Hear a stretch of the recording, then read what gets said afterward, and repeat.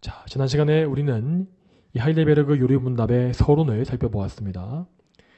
자, 그 서론의 내용은 이 요리문답 교육의 중요성과 또한 우리가 요리문답을 배움으로써 이 계승해야 하는 영적 유산이 무엇인지에 대한 것이었습니다.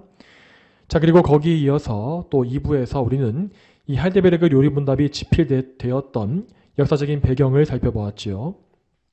우리는 이 귀중한 요리문답서가 만들어지기까지 얼마나 놀라운 하나님의 섭리가 있었는지를 들었었고, 또 거기에 몸바친 3명의 신앙 위인들에 대해서도 들었습니다.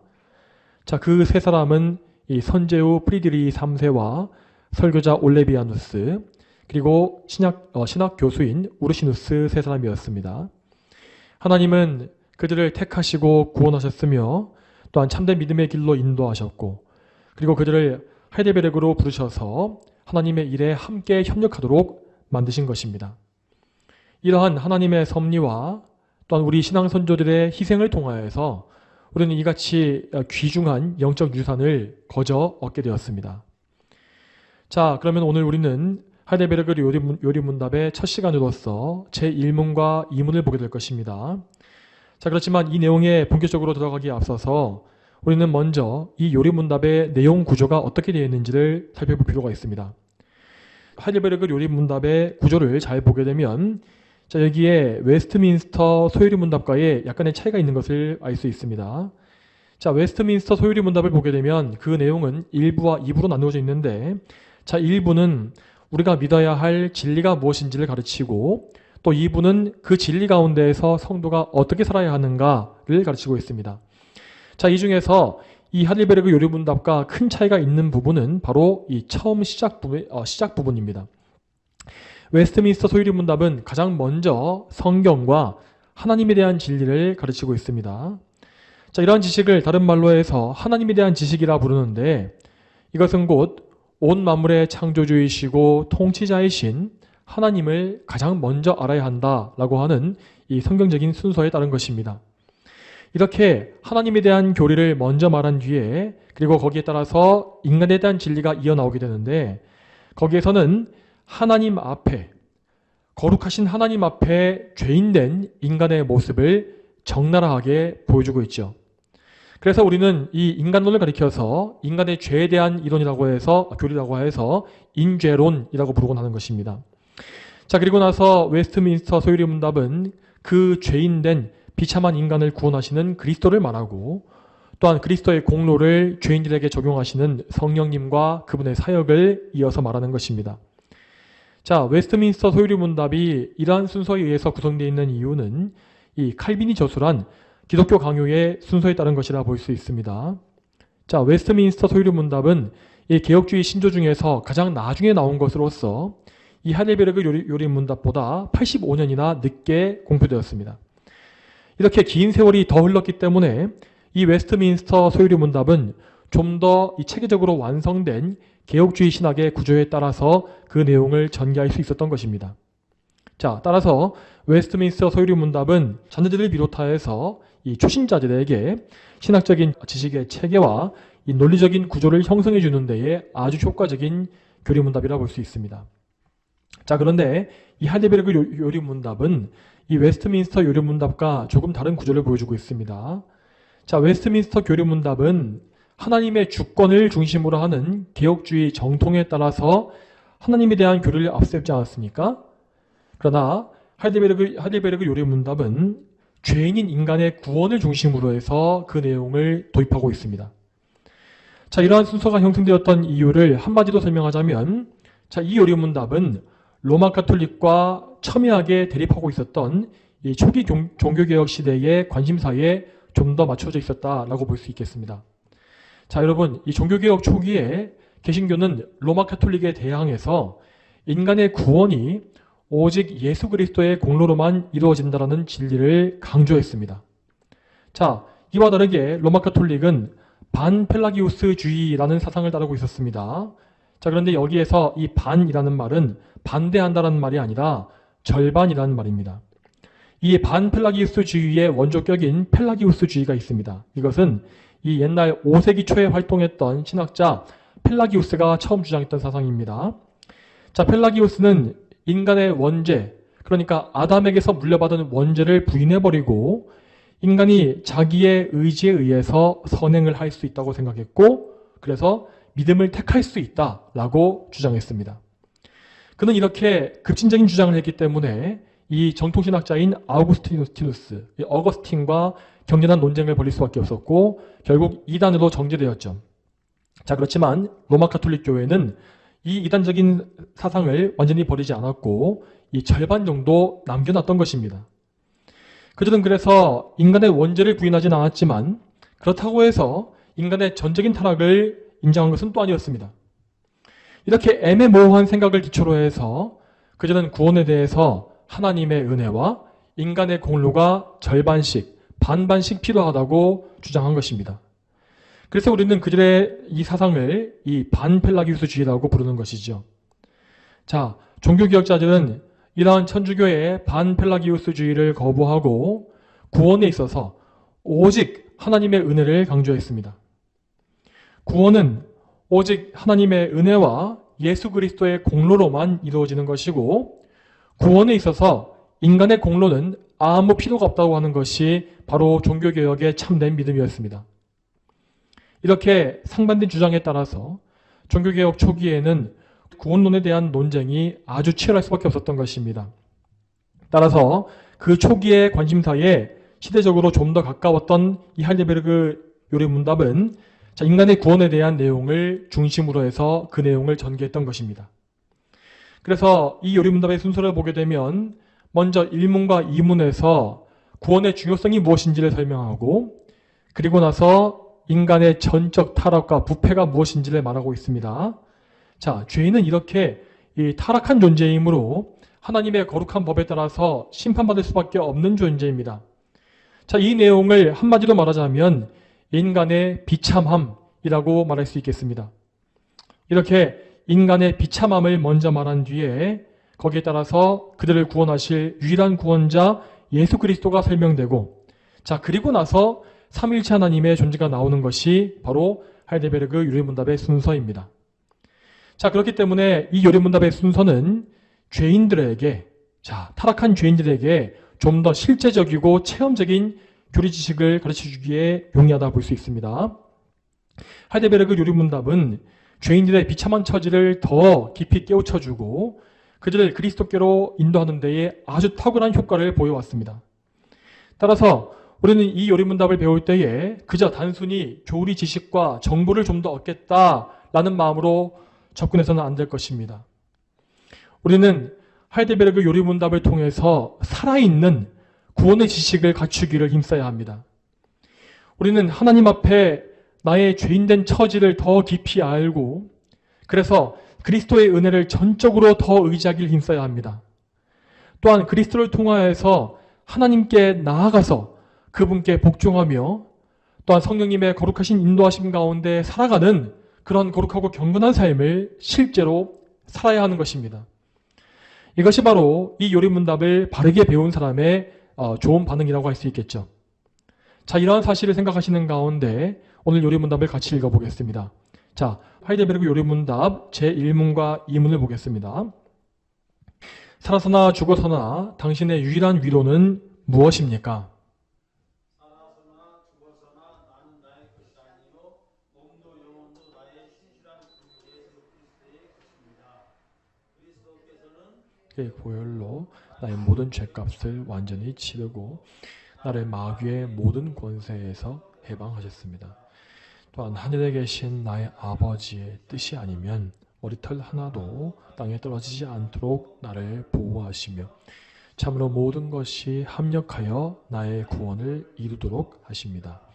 그러함으로 그의 성령으로 그분은 나에게 영생을 확신시켜 주시고 이제부터는 마음을 다하여 즐거이 그리고 신속히 그를 위해 살도록 하십니다.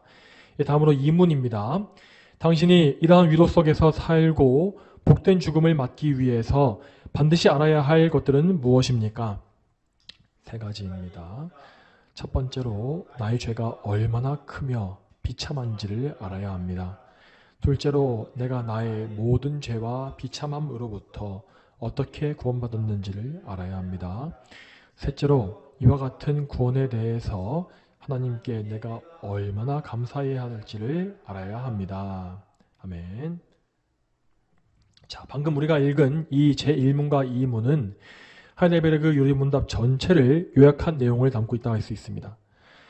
이렇게 전체 내용의 서론이자 요약을 먼저 배움으로써 우리는 앞으로도 이 길을 잃지 않고 이 전체 교리문답의 핵심이 무엇인지를 항상 생각하면서 배울 수 있는 것입니다. 자, 제1문과 제2문에는 이 하이델베르그 요리문답만의 특징적인 단어가 하나 나오고 있는데 그것은 바로 위로입니다. 여러분, 이 위로라는 것이 무엇입니까? 자, 그것을 다른 말로 하면 이 삶의 이유 혹은 삶의 낙이라고 할 수 있습니다. 이 사람들이 힘든 인생을 살면서 인생의 이유를 찾고 인생의 즐거움을 찾는 곳, 그것이 바로 그들의 위로인 것이죠. 자, 그런데 우리 사람에게 위로가 필요한 이유가 무엇입니까? 그것은 그들의 삶이 비참함과 괴로움 가운데 있기 때문입니다. 이 세상에 태어난 모든 인류는 누구라 할 것 없이 모두 죄로 타락한 가운데 태어나며 그 죄로 인하여 온갖 고통 가운데 매여 살고 있습니다. 죄인들은 자기의 죄로 말미암아 하나님을 대적하는 존재가 되었고 하나님으로부터 끊어졌으며 하나님과 원수가 되었기 때문에 이러한 비참함에 빠져 있는 것입니다. 그들이 어리석게도 미워하고 있는 그 하나님은 온 만물을 지으신 분으로서 온 만물이 존재하고 있는 목적이 되시는 궁극적인 이유이십니다. 자, 성경은 이에 대해서 말씀하시기를 자, 만물이 하나님으로부터 나오고 그분으로 말미암으며 그분께로 돌아간다라고 하였습니다. 이처럼 하나님은 모든 피조물의 근원과 존재의 목적과 그리고 최종적인 결론이 되십니다. 이러한 하나님께 반역했기 때문에 인간은 자기의 존재 가치를 다 잃어버리고 죄에 빠져서 비참한 삶을 살 수밖에 없다는 것이죠. 또한 이 인간의 비참함을 좀 더 끔찍하게 만드는 것은 그들이 하나님의 진노와 심판 가운데 있다는 사실입니다. 인간의 모든 죄는 하나님께 지은 것이기 때문에 하나님은 반드시 그들의 죄를 공의롭게 판결하실 것입니다. 이 공의로운 판결, 그 최후의 심판에서 빠져나갈 수 있는 자는 아무도 없습니다. 그래서 죄인의 양심은 항상 이 심판의 공포에 억눌려 있지만 그 공포를 해결할 방법을 전혀 알지 못합니다. 그들은 그저 어렴풋이 그 공포심을 인식하고 있을 뿐이지 자신이 죄를 지었고 하나님과 화목해야 한다, 화해해야 한다 라는 사실은 모르는 것이죠. 그러나 어쨌든 그들에게는 자기의 두려운 마음을 위로해줄 무언가가 필요합니다. 그래서 그들은 계속해서 하나님이 아닌 다른 것에서 자신의 위로를 찾고 또 찾는 것입니다. 어떤 사람은 부유함을 추구함으로써 위로를 찾으려고 합니다. 그런 사람들에게는 돈을 버는 것이 인생의 낙입니다.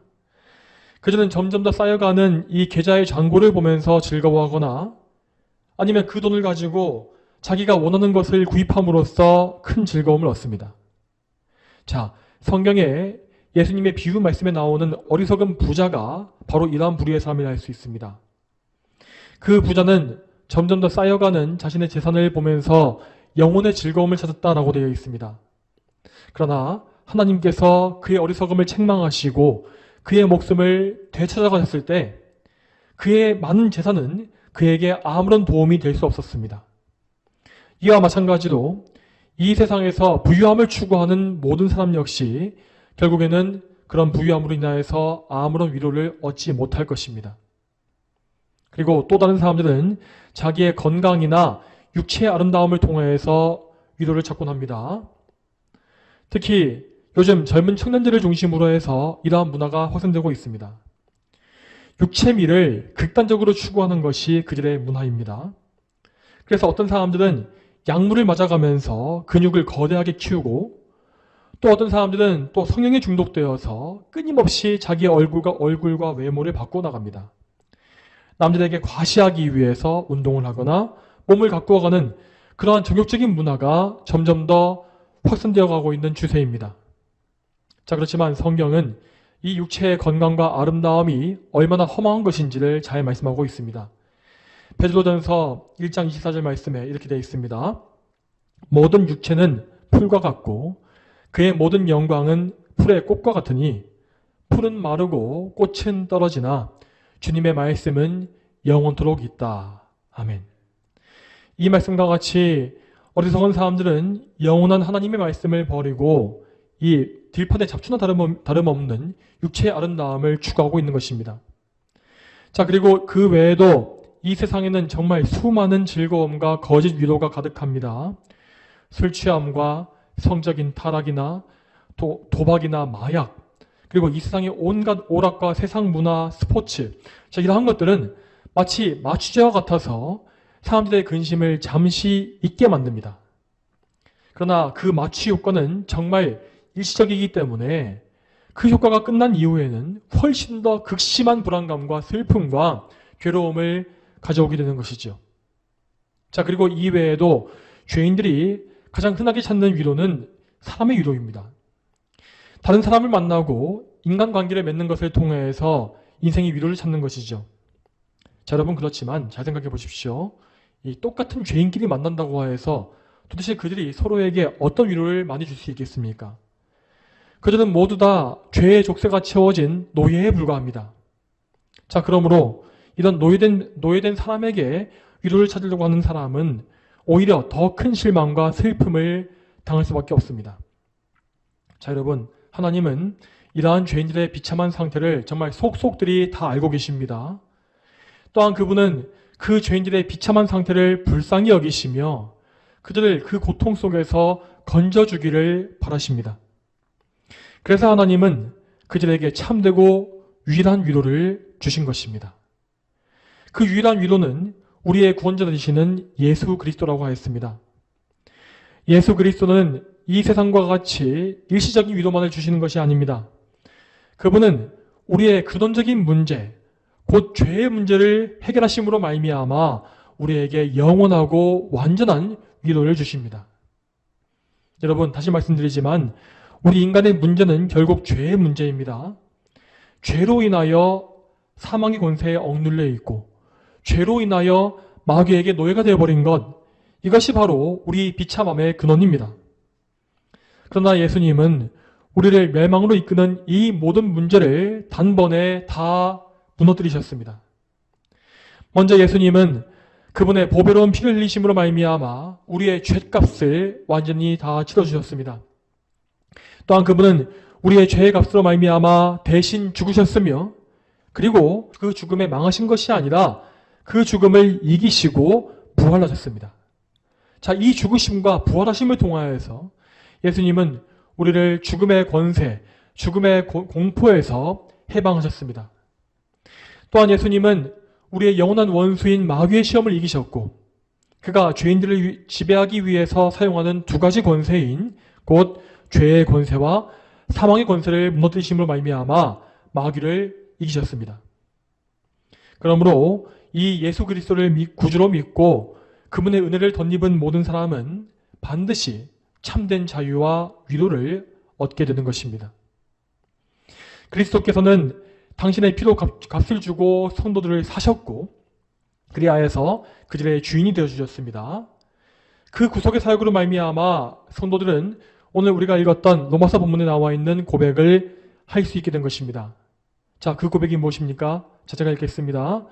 우리가 살아도 주님을 위해서 살고 죽어도 주님을 위하여 죽으니 그러므로 사나 죽으나 우리가 주님의 것이다 하였습니다. 여러분, 이 말씀처럼 이렇게 주님의 소유가 된다는 것이 얼마나 우리에게 큰 위로가 되는지 알고 계십니까? 하나님은 정말로 능력과 지혜가 무한한 분으로서 모든 것은 다 그분의 정하신 계획대로만 이루어지게 되어 있습니다. 또한 그분은 철두철미하시고 완벽한 분이시기 때문에 그분께서 소유하신 것 중에서 그 무엇도 빼앗기시거나 내버리지 아니하실 것입니다. 예수님은 말씀하시기를 우리 아버지께서 우리의 머리카락까지도 다 세워놓고 계신다 라고 하였습니다. 또한 참으로 그분의 허락이 없다면 우리의 머리카락 한 가닥도 땅에 떨어지지 않을 것입니다. 그분은 사랑이 무한하신 아버지로서 우리를 모든 면에서 먹이시고 입히시며 돌보십니다. 자, 그러므로 우리는 그 어떤 것도 걱정할 필요가 없고 하나님 안에서 위로와 평강을 참으로 누릴 수 있는 것이죠. 또한 이외에도 우리에게 큰 위로가 되어주는 말씀은 우리가 예수님의 몸에 속했다라고 하는 말씀입니다. 예수님은 택함받은 백성 모두를 대표해서 하나님과 언약을 맺으셨습니다. 그 언약은 하나님이 택하신 모든 백성들을 예수 그리스도를 통해서 구원하시고 그리스도의 백성으로 주실 것이다 라고 하는 계약이었습니다. 이 언약으로 말미암아서 예수님은 온 교회의 머리가 되시었고 각 성도들은 교회의 지체가 되어서 그리스도의 몸에 속해 있게 된 것입니다. 자, 여러분, 이렇게 우리가 그리스도의 몸에 속해 있다고 하는 것이 우리에게 얼마나 큰 위로가 되는지 알고 계십니까? 여러분, 예수님의 몸을 도대체 그 누가 건드릴 수 있겠습니까? 누가 우리를 그리스도의 몸에서 떼어내겠습니까? 그리스도의 몸에 속한 지체들은 참으로 이 땅에서도 항상 안전하며 또한 저 헛나라에 이르기까지 인도함을 받을 것입니다. 이와 같이 우리는 예수님으로 인하여 하나님 아버지 안에서 영원한 위로를 얻게 되었습니다. 자, 다음으로 계속해서 교리문답을 보게 되면 이 교리문답 1문은 영생의 확신이 무엇인지를 말하고 있습니다. 자, 하나님은 그리스도를 통하여서 구원하신 백성들에게 더 큰 믿음을 주시며 마침내는 그들이 영생의 확신에 이르게 하십니다. 자, 여러분, 그런데 이 확신은 자기 자신에게 근거를 둔 것이 아닙니다. 자, 우리 확신의 근거는 오직 구원의 반석이 되시는 그리스도께 근거한 것입니다. 참된 성도는 자기 안에 내주하시는 성령님으로 인하여서 자신이 예수님 안에 있음을 확신할 수 있습니다. 그래서 점점 더 세월이 갈수록 그는 자기 안에 있는 모든 의심을 다 내쫓고 구원을 확신하는 가운데 하나님을 기쁘시게 하는 거룩한 일에만 점점 더 집중하게 되어지는 것입니다. 자, 그렇지만 우리가 또 알아야 될 것은 이 구원의 확신, 영생의 확신이라는 것이 이 절대 구원의 조건이 아니라는 것입니다. 자, 일부이긴 하지만 참된 성도들 중에서도 이 구원의 확신을 가지지 못한 사람들이 있는 것을 우리는 볼 수 있습니다.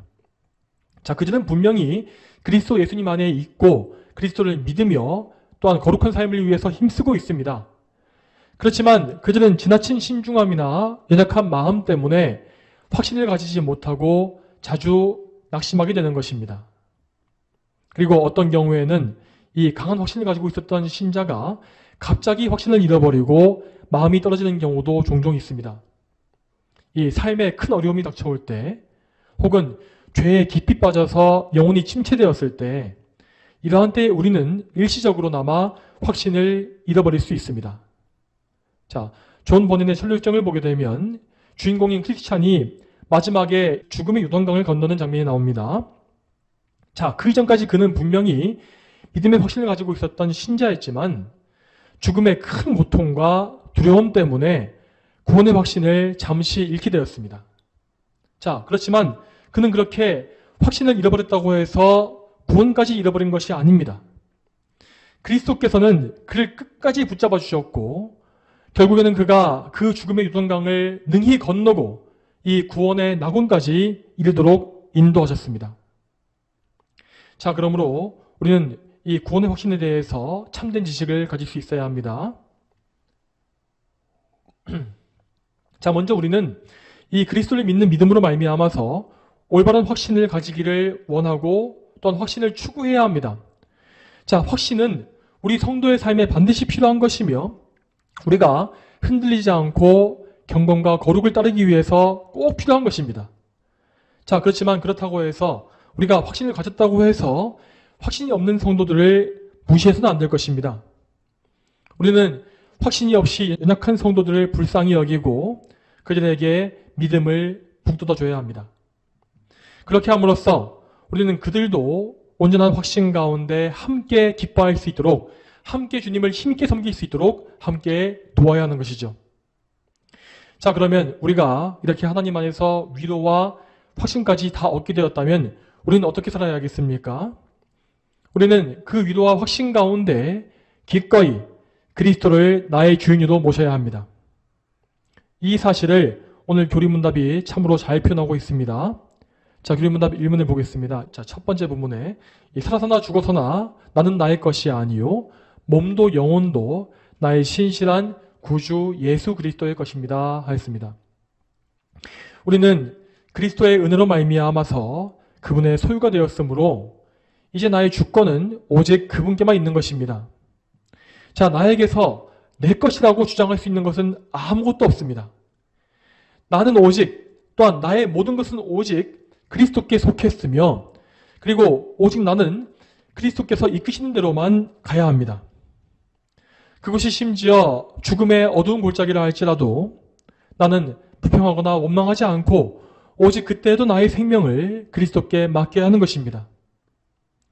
성도 여러분, 우리는 그리스도께 속함으로써 완벽한 보호와 구원의 보장을 얻었습니다.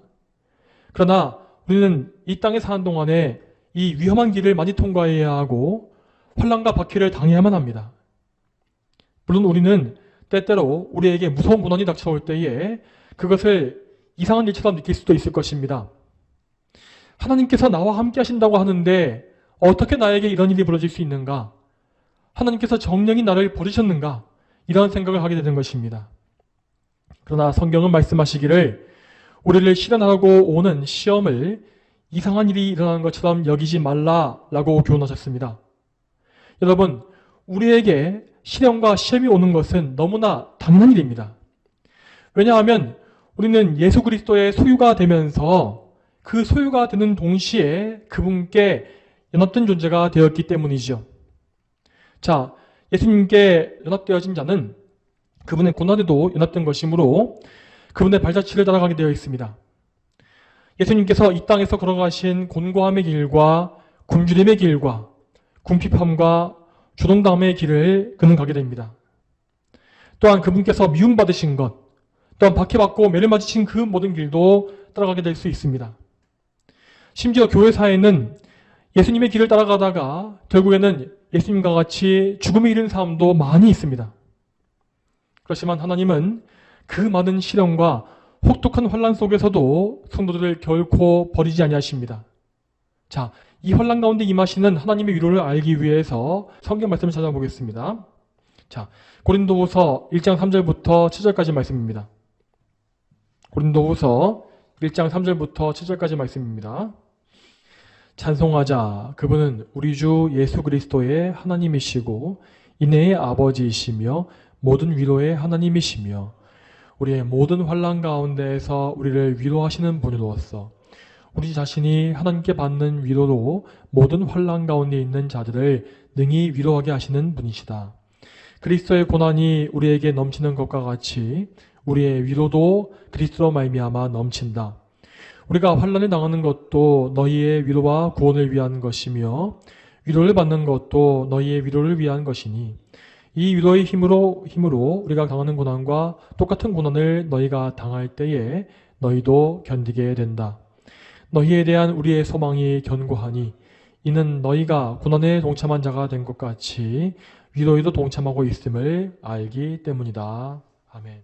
자, 이 말씀에서 알 수 있는 바와 같이 그리스도께서는 참으로 성도들이 당하고 있는 모든 종류의 고난과 환난을 다 알고 계십니다. 그리고 그것을 이해하십니다. 자, 왜냐하면 그분은 이미 우리보다 앞서서 인생의 모든 고통을 다 친히 당해보셨기 때문입니다. 그분은 긍휼히 만드신 대제사장으로서 우리에게 있는 모든 고통을 체휼하신다라고 하였습니다. 자, 그러므로 그분은 우리가 어떤 종류의 환난을 당하든지 그 가운데 우리에게 참된 위로를 주실 수 있는 것입니다. 자, 그런데 여러분, 사실 우리는 하나님께 그 어떤 위로를 받을 만한 기대를 할 수가 없는 존재입니다.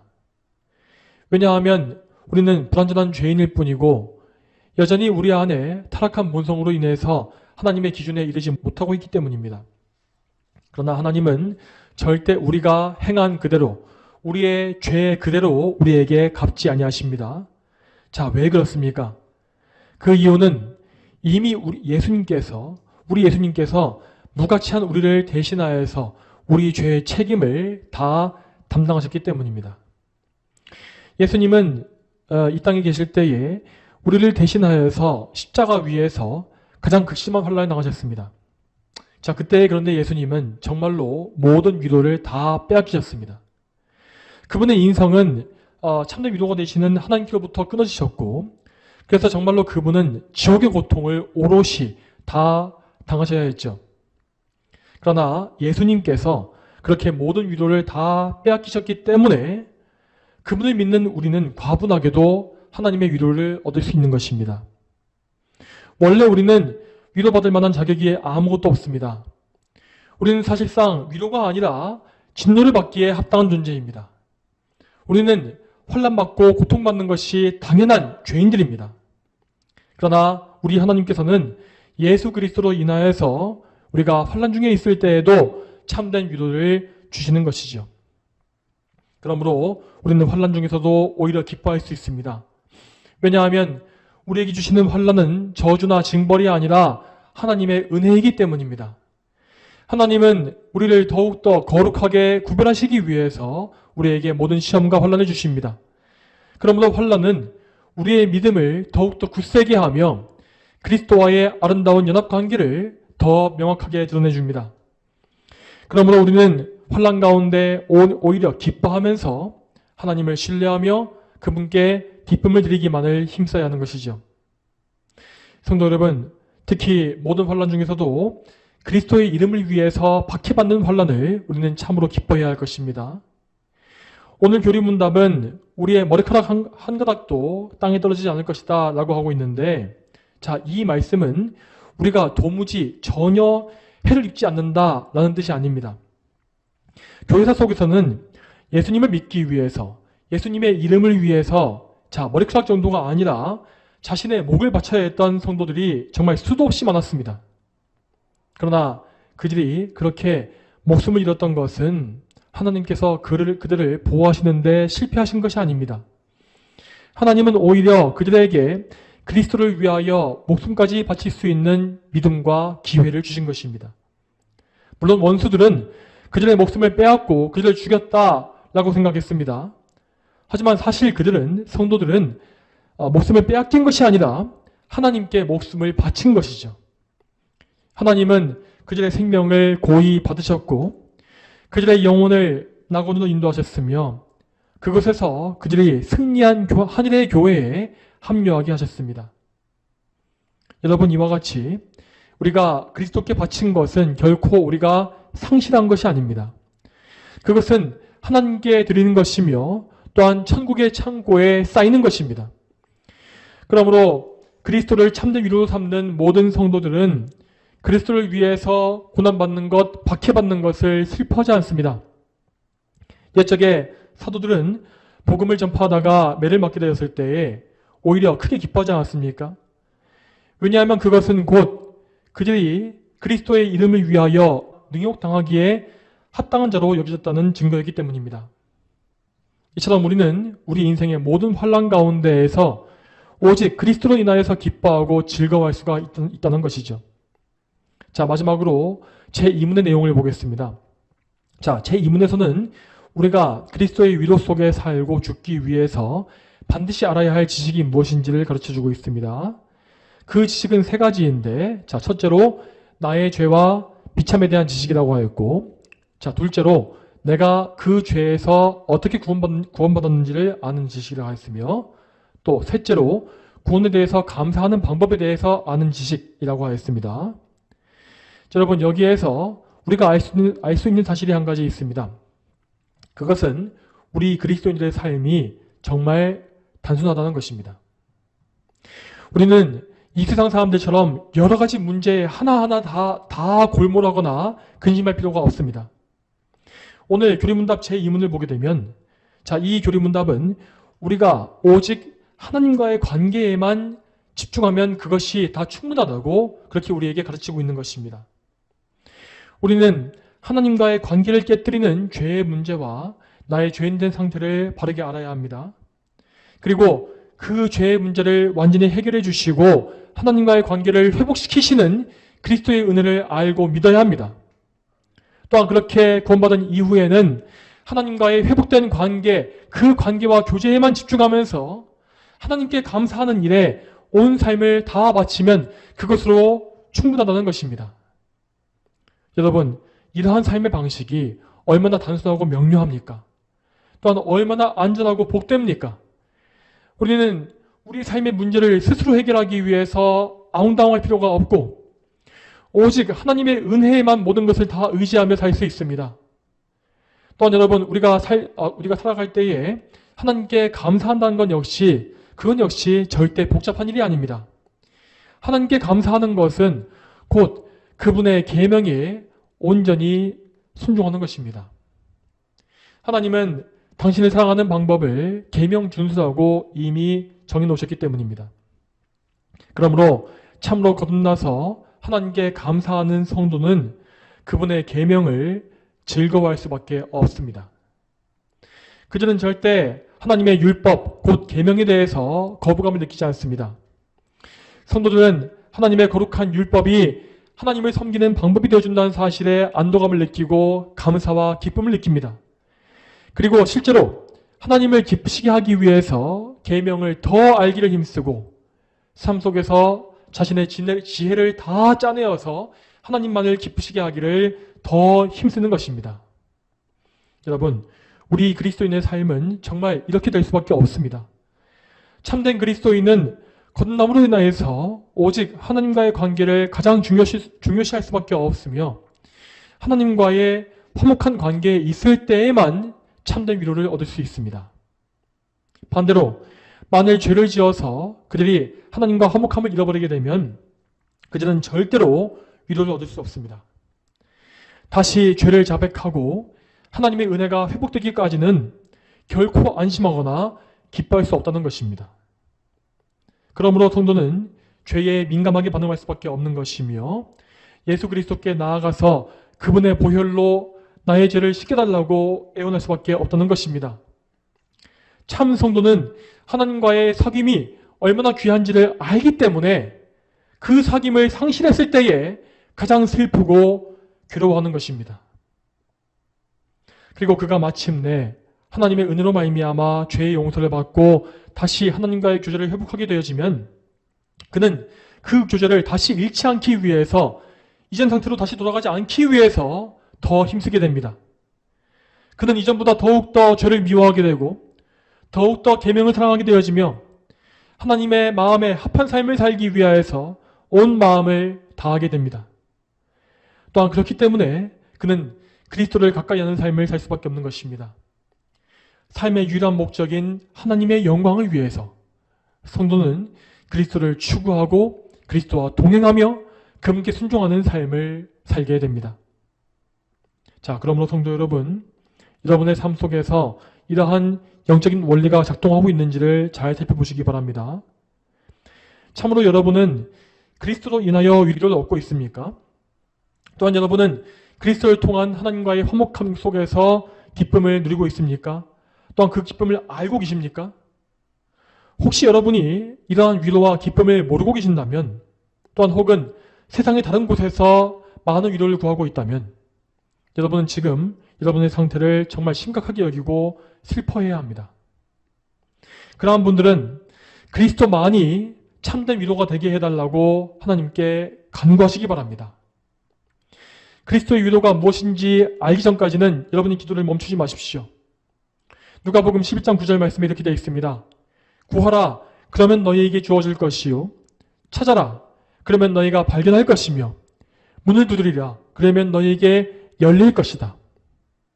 이 말씀과 같이 그리스도와 또한 그분께서 주시는 참된 위로를 애타게 찾고 구하는 사람은 그분에게 외면당하지 아니할 것입니다. 이 사실을 반드시 믿으십시오. 자, 저와 여러분 모두가 그리스도의 소유가 됨으로 말미암아 그분 안에서 참된 위로를 얻게 되기를 간절히 소망합니다. 다 함께 기도하겠습니다. 하나님 아버지, 오늘도 이 할데베르그 요리문답의 첫 번째 이 교리를 통하여서 우리의 참된 위로가 무엇이고 우리가 그 위로를 어떻게 추구하며 또한 하나님께 어떻게 감사해야 하는지를 보게 하심에 감사드립니다. 앞으로 우리는 이 교리문답을 통하여서 우리의 비참한 상태와 또한 우리의 구원자이신 예수 그리스도, 또한 예수 그리스도를 보내주신 하나님 아버지와 예수님의 구속의 공로를 적용하시는 성령님의 은혜에 대해서 배울 것입니다. 아버지여, 물론 이러한 교리가 저희가 인생에 처음 배우는 교리는 아닙니다. 하지만 우리는 이러한 교리를 계속해서 반복해서 배우고 또 배움으로 말미암아서 정말 마치 정말 철필로 정말 단단한 돌 위에, 비석 위에 글씨를 새기듯이 우리의 마음판에 우리의 이 진리의 교리를 계속해서 새기고 더 새겨넣기를 원합니다. 주여, 이 작업을 우리가 열심히 배운다 할지라도 우리는 할 수 없습니다. 하나님의 성령께서 이 작업을 우리의 마음속에 행해 주시고 또한 우리가 이 말씀을 식상하게 여기거나 지루해하지 말게 도와주시며 우리가 이 귀한 말씀을 배우고 또 배울지라도 항상 이 말씀을 달게 여기며 감사하면서 또한 이 말씀에서 또한 새로운 진리를 더 발견하게 되고 더 깊이 알게 되고 더 넓게 알게 되며 참으로 이 말씀을 정말 참되게 순종하기 위해서 오늘보다 내일 더 순종하기 위하여서 힘쓰고 애쓰는 그러한 거룩한 성도의 삶을 능히 살 수 있도록 인도해 주시옵소서. 감사드리옵고 예수님의 이름으로 기도 올립니다. 아멘.